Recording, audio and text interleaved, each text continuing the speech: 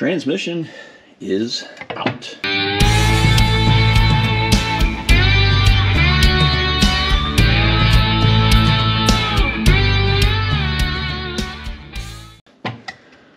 So very little that I have to do in order to swap parts over to get the new transmission to be ready to go in. Main thing is the clutch fork. I did buy a new throwout bearing. That bearing was brand new, but I'm telling you, it squeaked right from the very beginning. I was not happy with it. So I'm gonna change over the clutch fork, put the new throwout bearing in, put a little bit of grease on everything, and let's climb under and take a look at the clutch and the pressure plate, which is actually rather new.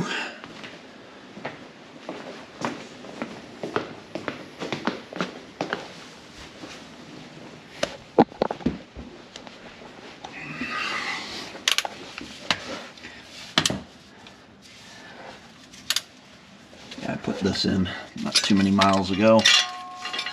I bet you it doesn't have 10,000 miles on the clutch and pressure plate. We weren't having any issue at all with that. Forks look good, or tines I should say. I don't see anything that is causing me concern down here on the bottom end. Obviously gonna get that plate back where it belongs. One side. And come on, get back in there. Trying to do this and hold the camera at the same time for the birds.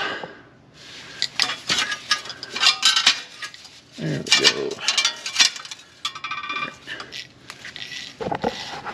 That was just a simple matter of making sure that the plate is on these two dowel pins, one on each side. I'm sure that'll fall off 35 times before I have to do anything with it. Wiring harness did not suffer any damage. This is that bracket I was telling you about earlier, that your two top bolts have to kind of get lined up. So your bolts have to go through this, they have to go through the bell housing, they have to go through this plate up here at the top, and then get that to line up with the holes that they screw into. So never an easy predicament, because you can't reach it. It'd be easy if it were sitting on the bench. Looks pretty clean back here. A little bit of oil. I don't have any reason to be concerned, to tell you the truth. Pilot bearing was replaced maybe 10,000 miles ago. We should be good to go there. All right, let's get that clutch fork put on and new throwout bearing, and then we can start putting it back together. Woohoo! All right, figured I'd show you this before I get started. New clutch bearing, put a little bit of lube on there. So that's good. Went ahead and lubed the fingers on the back side of the fork, and I lubed the pocket where the pivot ball fits in. We are ready to install. So first thing I'm gonna do is get it on the jack, and then start getting it in position, and then get to cuss a little bit with that bracket for the wire loom up at the top. But let's get started.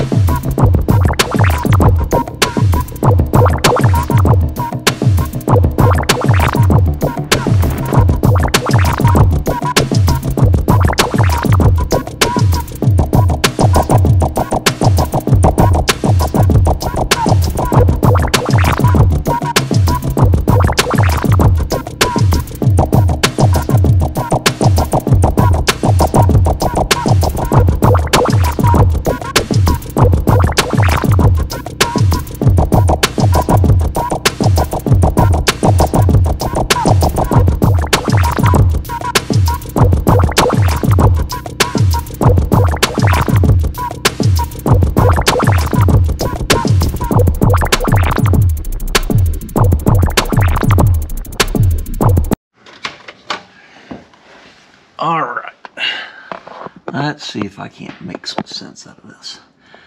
All right, one thing you have to do, and probably the hardest part of the installation, is just getting the transmission in the right position in order to get the input shaft to slide into the pilot bearing. You just center it up on the fingers for the pressure plate, and the pilot bearing is right on the inside of that. Now that's a whole lot easier said than done. Not terribly difficult. It's just a matter of finessing the front end up and the back end up and moving it around and getting it in position. A couple things you want to make sure you don't do is, oops, that you do not pinch your wires, right? You don't want to take a chance of cutting a wire. And then here's, I don't know if the camera is going to pick up that bracket all the way up at the top, but that bracket that I keep mentioning has to go. There's the bracket. I don't know if it'll pick it up, but it's got to go on the outside or the back side, the aft side of the bell housing bolts. And it wants to constantly get pinched in between the bell housing and the engine. And this is going to take two hands. I don't think I'm going to be able to get that on camera, but I need to get this on the aft side of that. And then also you don't want to, you want to make sure that you get your plate lined up. I did use a floor jack in order to jack things up, just so I could jack the front end up separate from the back end in order to get it in place. So I can't get this on until I move the floor jack, but I can't move the floor jack until I get this other transmission jack out of the way. So I am going to jockey everything into position, bracket, plate, transmission. Then I'm going to get those, get a couple bolts started to make sure I'm aligned, and then I'm going to fight with those two top bolts. Back in a little bit. All right, I didn't film the actual installation of the transmission to the engine. It's exactly the reverse of what we were doing before. So the hardest part about putting the transmission back against the engine is getting the splines, the splines for the input shaft to line up perfectly with the pilot bearing and then mate to the engine, to the back of the crank. You have to jockey it around a little bit in order to get that to work. A couple secrets that I have found that work really well is once you, let's see if I can do this with getting the light right. Once you get the engine close to being in position, take some long screwdrivers, line up a bolt hole on the bell housing, line up your plate, and then the bolt hole through the back of the engine. It keeps it centered, and it does make mating that up a little bit easier.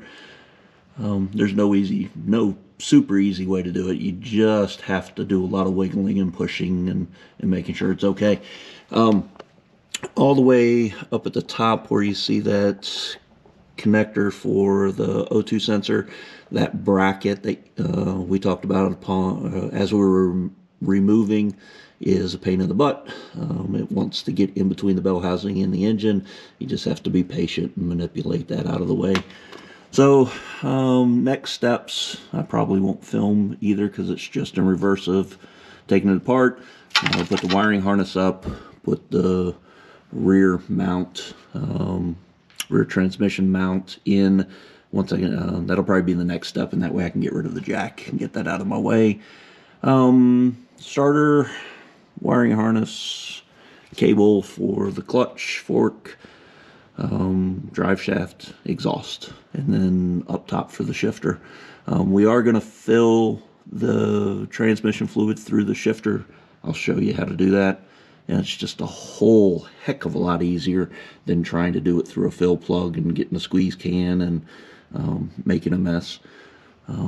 We'll talk through that in a little bit. All right, see you in a while.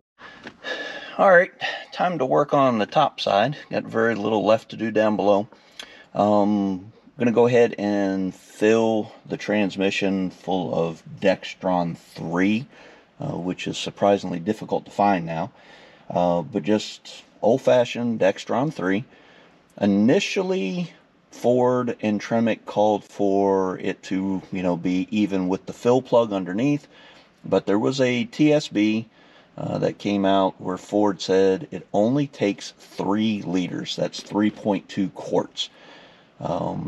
You can fill it from the fill plug down below. That's just a mess. You have to use a squeeze bottle, you have to use a pump, or feed a tube down from up above in order to do that. Or you can cheat and just put a funnel straight into the filler. Don't put it in the cup, put it to the side, like so. And you can pour your fluid in here. It takes a little longer because it doesn't exactly run down as quick as you would like it to. But it's easier than laying on your back trying to squeeze it through a bottle. So we're going to put 3 liters, 3.2 quarts of old-fashioned Dextron in it. And yes, that is automatic transmission fluid. And then we'll button up the shifter. Thanks.